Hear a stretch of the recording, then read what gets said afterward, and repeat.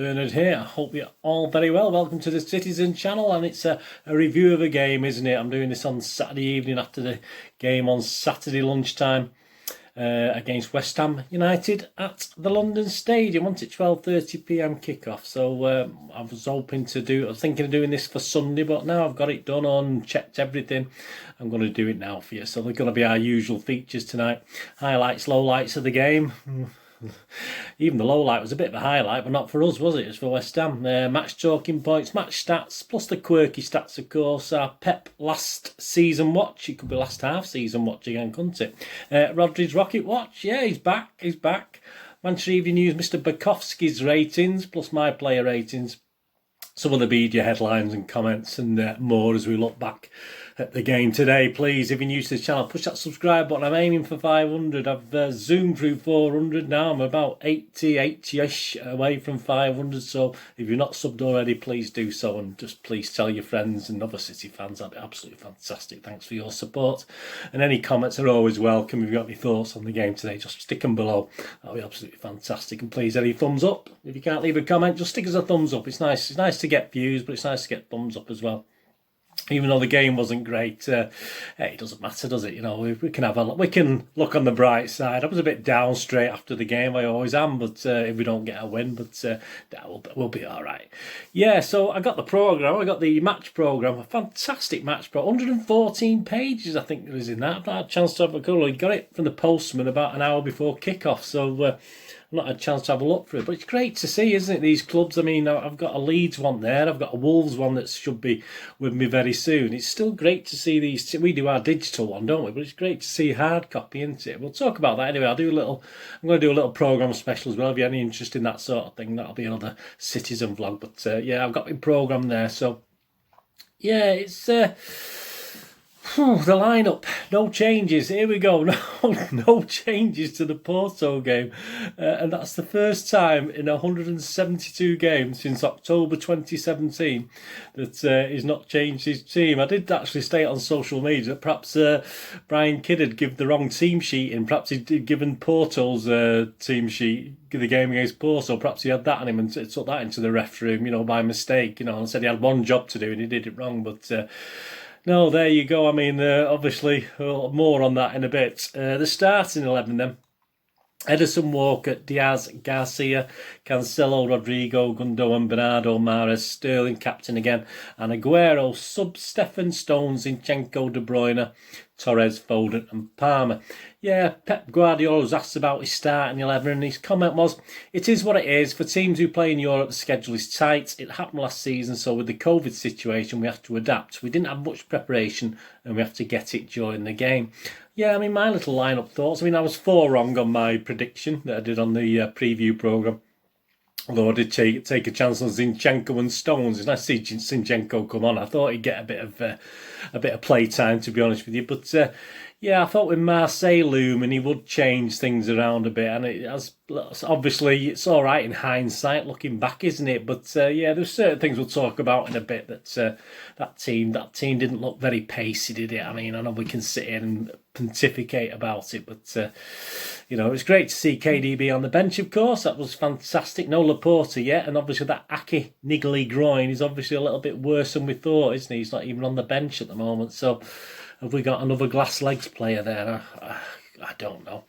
Pre-match, yeah, I had a quick look on Twitter, say for about half an hour, checking before. There's a lot of people still having a down on Garcia starting, but I have heard that Pep wants him to stay, doesn't he? He wants to convince him to stay, but he didn't have a great game today. I think every time we passed, we did a bad ball out. I think it was Garcia, at least 3 occasions he played a poor ball out, and his pace, he was getting absolutely hammered, wasn't he, down that right-hand side.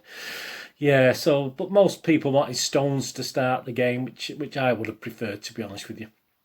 Referee Anthony Taylor, more on him later. And VAR, we have a Mr. Peter Banks, so he's on VAR. So let's go on to the match highlights and lowlights. I mean, lots of possession early on. We looked quite okay. I mean, we weren't dead fast, but we looked quite dominating. West Ham just sat back and sort of took on the pressure, didn't they?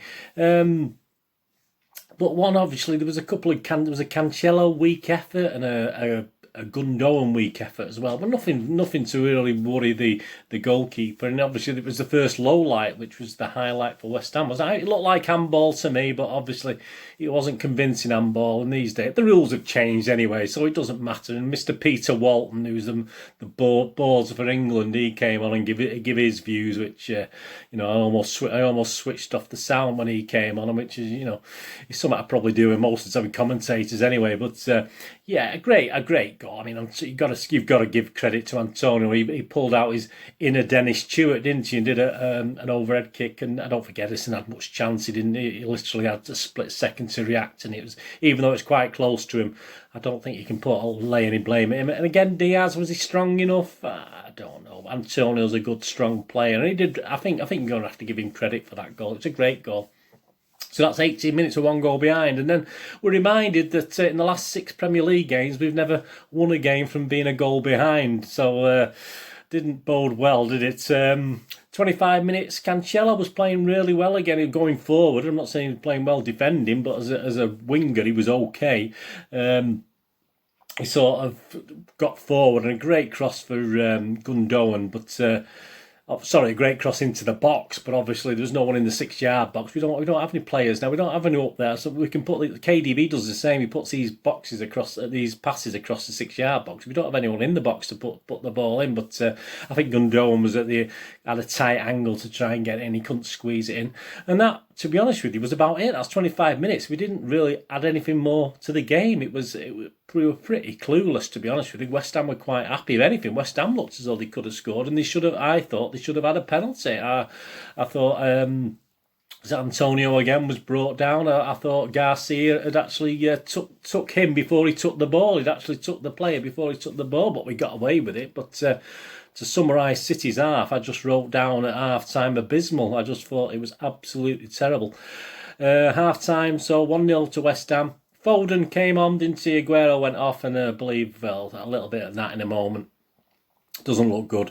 48 minutes. Rodri rocket. We had a fantastic Rodri. He almost missed it, but it was a great shot. It was on target as well, but it was deflected over the bar from a defensive block. So we had our first Rodri rocket of the day. We do get another one, but to be honest with you, if it hadn't been blocked, I think it was a chance of being in the goal, that one. It was certainly on target. Anyway, that's 48 minutes. But we didn't have long to wait. It'd be a great goal, well taken by Foden. Fantastic. I mean, he took his time, bit of patience. He didn't panic, stayed calm. And I say again with the goal with Edison with the overhead kick, again Fabianski didn't have much time to react or make the save. So even though it was quite close to him, he couldn't do anything about it. And again, it was from Cancelo as well. Again, who's we'll talk about him in a bit. But again, it was a great cross by Cancelo, but he turned a bit of a downer on Cancelo after that. He failed to control a great Gundogan ball, didn't he? Soon after on the edge of the 6-yard box, he sort of his lack of control. He went out for a goal kick, and I think Sterling was waiting in the middle. Although on how Sterling's playing, he would have probably blasted over from 6 yards anyway. But so he came from a bit of a hero, Cancelo, to a bit of a villain, but not all credit to him. I mean, he is a wing back. He is a defensive player. So anyway, won't have too much of a downer on him. 61 minutes, we had a Walker bullet, didn't we? We had one of these Walker bullet shots. So unfortunately, was straight at Fabianski, which just put it 1 foot either side. You never know where Mr. Walker, but that was a good effort, I suppose, from distance. 68 minutes, we had KDB on, didn't we, for Bonano. 78 minutes, Zinchenko was on, Walker went off. He was absolutely knackered, according to Pep, or he didn't use all his exact words. And so that ended Cancelo's forays down the left, isn't it, where we looked most dangerous, unfortunately, as he moved over to cover for Walker. 86 minutes, the first of a couple of great chances for Sterling, who went through and was shot straight at Fabianski, more or less. So poor finish. At the end of the day, I suppose he did it at the target, because if Fabianski hadn't got his body in the way, he's got a cheek, hasn't he, get his body in the way, it would have ended up in the net. But saved well by Fabianski. 87 minutes. Not the greatest Rodri's rocket watch, was it? Another shot that sort of rose Z, unfortunately, this one from Rodri. I think Pep was a bit disillusioned by that one. I think there was a Cancelo effort that Pep sort of just looked up at the sky about as well when he sort of it's his in rolls. In fact, it reached the back row of the West Ham stand, so you could tell how far over that went. 89 minutes again, Sterling through, but he loses it. I mean, he did show the ball was spinning madly and he couldn't quite control it, but Again, more on Sterling in a minute with the player ratings, but he's looking like the Sterling we had for the second half of last season, where he was pretty abysmal. Let's be honest about it. I mean, for a player who scored so many goals last season, he obviously did it all quite early on, didn't he? 93 minutes nearly. I mean, we don't get them these days, do we? Don't get these last-minute goals, do we? And Mahrez, who I thought had a pretty shocking game most of the game, almost squoze it under Fabianski, didn't he? But he managed to put it onto the post, Fabianski, in the final minute of injury time. So, too little too late. I think that just about sums it up. So we had to be happy with a 1-1 draw, didn't we? Ref watch, I thought Taylor did really well. I mean, I'm not Anthony Taylor's biggest fan, but I think certainly the last 2 or 3 games he's ref for City, he's done okay. And I say he could have easily given that penalty in the first half. And there's certain half 50-50 ones where I think we got away with certain things. So yeah, I'm going to give it Taylor a 7 out of 10. I thought he did okay. So I'll move on quickly because I don't want to be gushing about Anthony Taylor. He was probably man of the match based on that. The match sum up. I mean, we can't just start playing games, can we, for the last 45 minutes? And as I said, we have a bad record of winning games after being a goal down. So we can't just wait to go a goal down because, unfortunately, this team doesn't come back and win games from being a goal down. So we can't do that. I mean, a draw was probably the best we could hope for. And we're all sort of grateful for a draw, aren't we? But it's not great, is it? I mean, credit to West Ham. They played well. The young in there, certainly played well the first half. And I thought they were the slightly better team in the first half. And say they looked more like scoring than we did, and it was up to us to break them down, but we were far too slow-paced in that first half to even come near breaking them down. Sterling got in, didn't he? Got in behind him. Another day he might have put 1 or 2 of those away, but we don't bury our chances, do we? I'll look at the stats in a minute, but he's back to that poor form, unfortunately, isn't he? That he had last season. We've sadly now I've become accepting now that we're going to be happy with a point away from home at places where we used to dominate teams. Let's face it, we used to, again, we'll look at the stats in a minute, but we've dominated West Ham, haven't we? And this is just a sign of where we are at the moment as a team, as the fear factor's going badly. Our defence is looking okay. There's nothing wrong with the defence, but obviously if Aguero's out again now, and Jesus is who knows how long out, and obviously he's not going to, he gave Delap free rein for a game and a half, didn't he? But he's not even looked at him since, so I can't see us scoring many 4-5 goals games this season, that's for sure. No yellow cards, that was a bonus. I mean, Gundogan should have had one, I think, in the first half, but no yellow cards, so that's the first time, I think, this season we've not received a yellow card.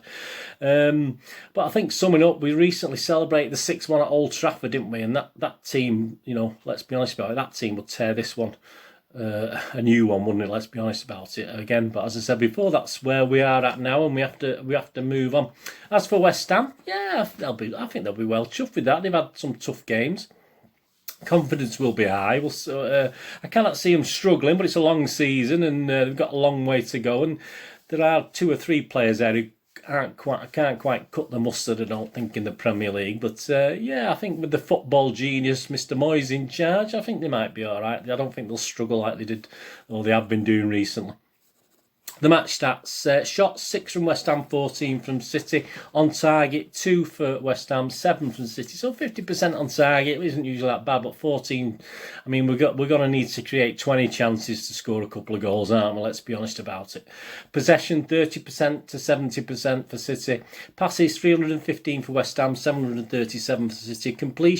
Pass completion rate, percentage rate was 68% for West Ham, not great. 89% for City. I think it was about 92 at one stage, but early in the game I thought it was in the low 80s, to be honest with you. That wasn't too bad overall. Fouls, 14 by West Ham and 6 by City. So that's mainly helped by Anthony Taylor, I think. But I think that's the first time we've been less on the foul front. So that can't be too. Perhaps PEPS had a word about all these bookings. I'm not too sure. Corners, 2 for West Ham, 10 for City. Right, onto the player ratings now. Mr. Bukowski's in charge of the Manchester Evening News ones.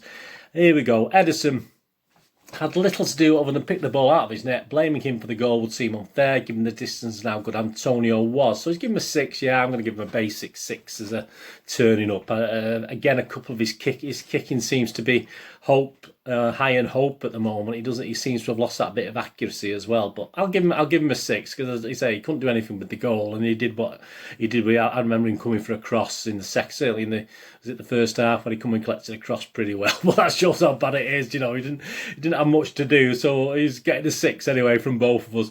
Walker, another consistent and excellent performance. When he wasn't pushing down the right flank or heading back up to stop a counter, he was loudly and clearly organising the rest of the defence. You give him a 7, yeah. I won't give him a 7. I'll give him a 6.5. I didn't notice him so much as some other games. Diaz out-muscled and beaten by Antonio for the goal, ghosted into the opposition box, but strangely chested rather than headed the ball, and the chance was gone. Yeah, I remember that one. That was...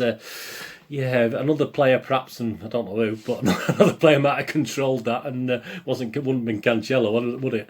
But so he's given him a 5, Diaz. I think that's a bit mean from. I think I've given Diaz a 6. I thought he played okay. Actually, I thought he looked quite, is what he is. He's not perfect by any means, but no, I'll give him a 6. Simon's only given him a 5.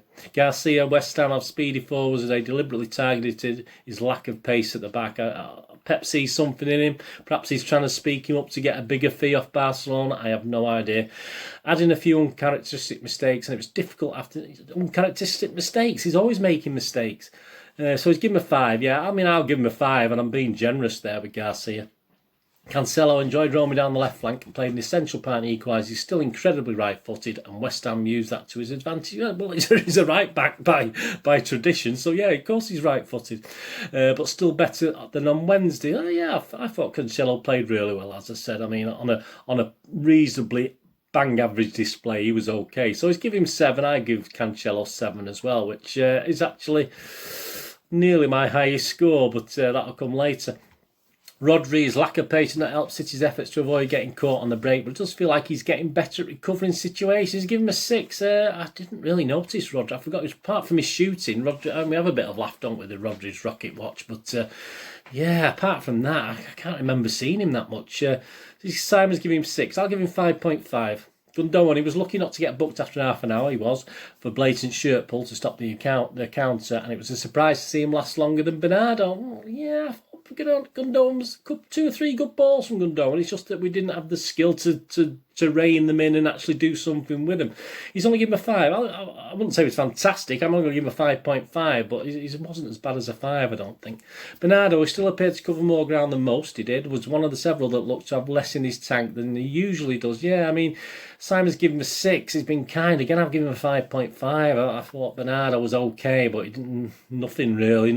Just hot and...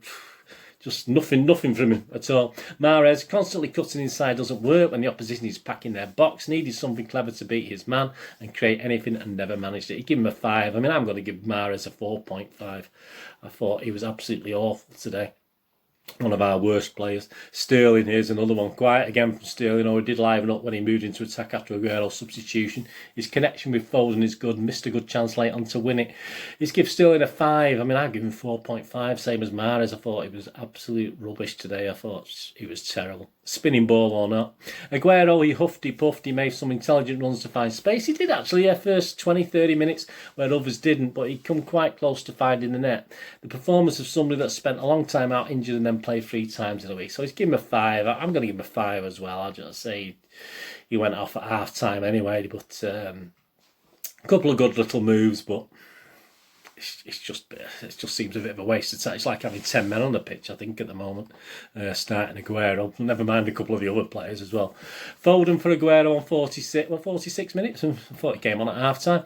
A game-changing substitution, Bright from the off, scored the equalising goal and showed why he should play more after this. Yeah, I mean, I think he's good off the bench, Foden, especially with a team tight, that's already played a half against City. So I think he did really well. He's given him an 8. I'm going to give him 7.5, which is my highest score of the day.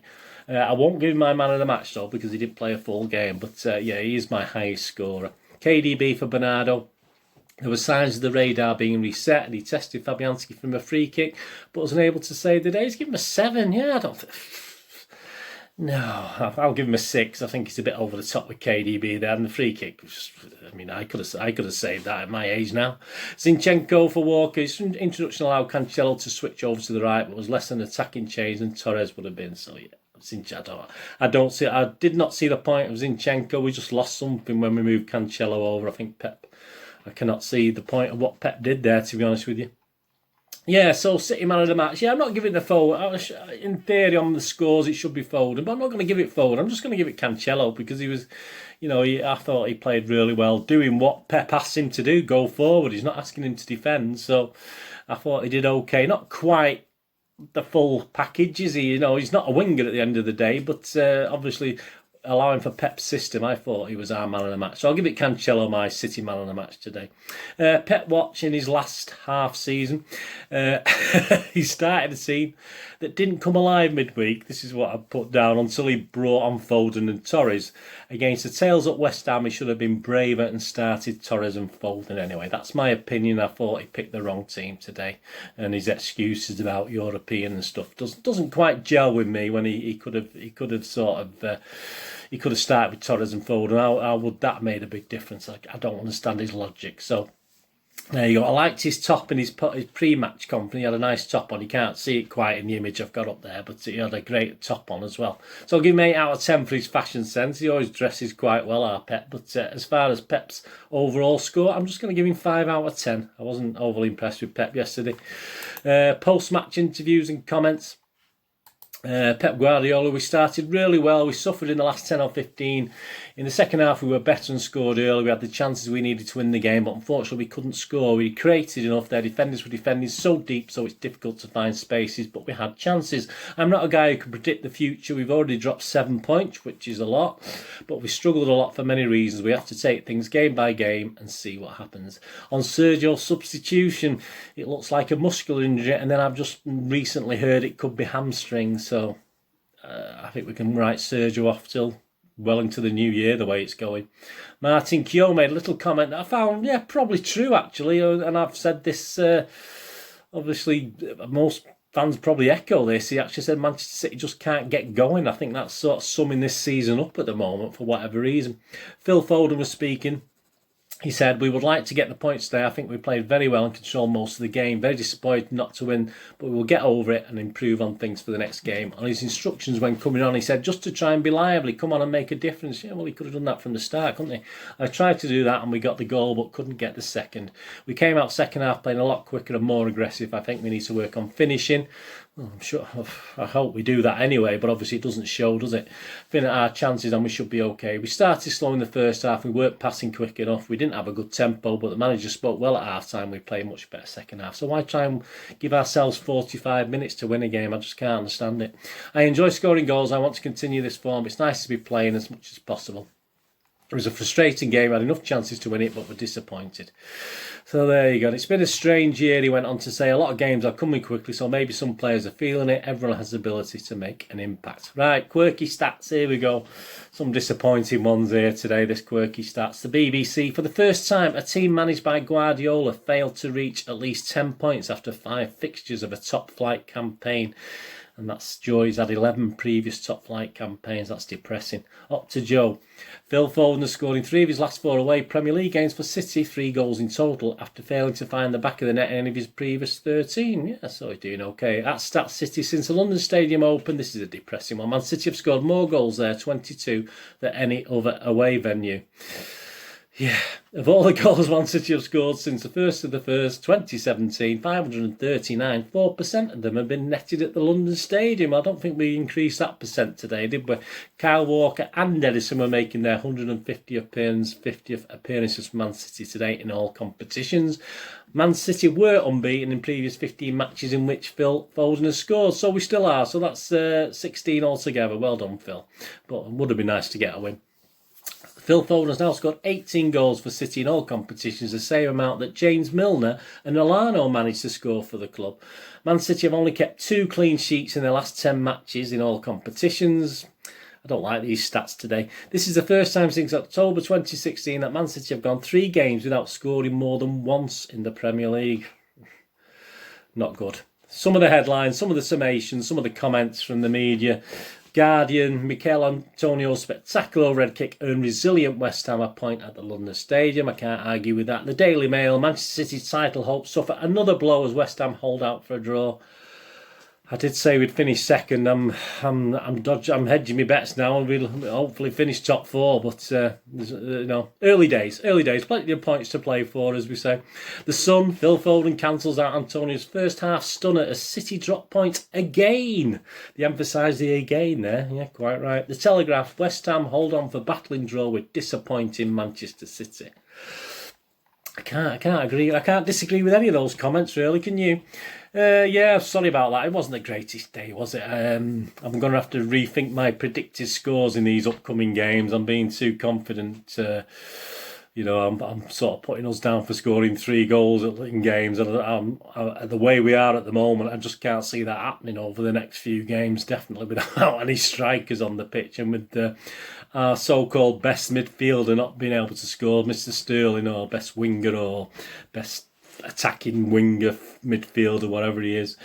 I did talk about the fear factor. I've talked about that many times now, and yeah, West Ham would have dreaded City visiting, wouldn't they? I didn't get that feeling that they dreaded us visiting today, and we can see why, can't we? And they won't be the only team that are growing confidence and don't fear City. So it's going to be a long, hard season.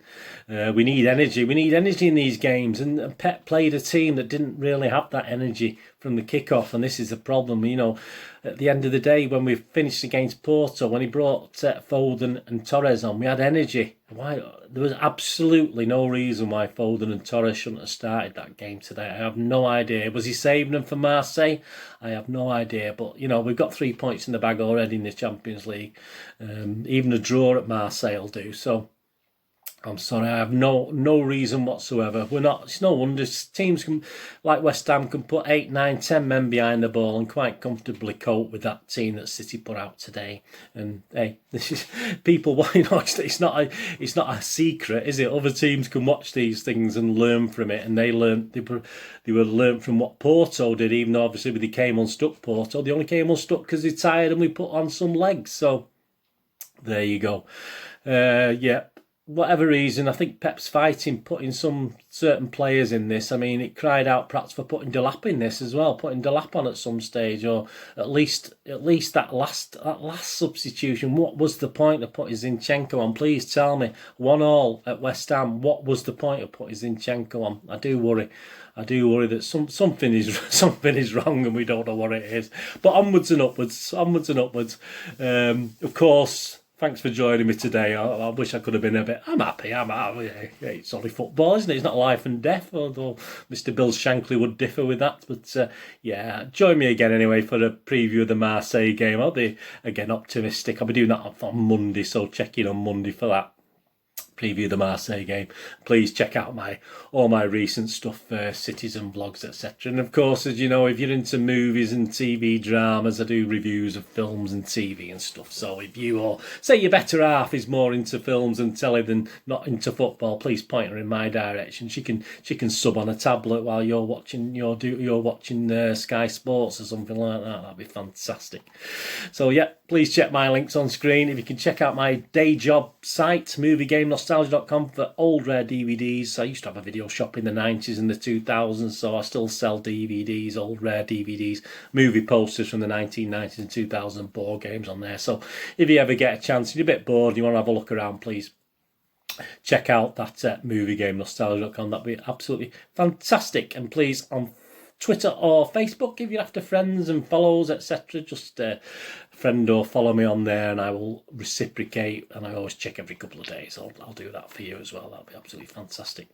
Right, anyway, onwards and upwards. I won't do the league table because there's games going on as I'm doing this, so I think it put us into 11th. I think West Ham are 10th and we're 11th, something like that anyway. But I'll do me league ladders obviously for before the next Premier League game anyway, which is next week, isn't it? Sheffield United. But I'll be back for this Marseille champion. We've got a little problem of a Champions League game in the meantime, haven't we? So I'll be back very, very soon. Thanks for watching. What we're going to do the rest of the day, have a great one. Look after yourselves, look after your friends, look after your family. More importantly, let's all look after each other and make sure you make any comments you've got, please make them. It's Bernard saying, thanks for watching. Stay safe, Blues. Bye-bye for now.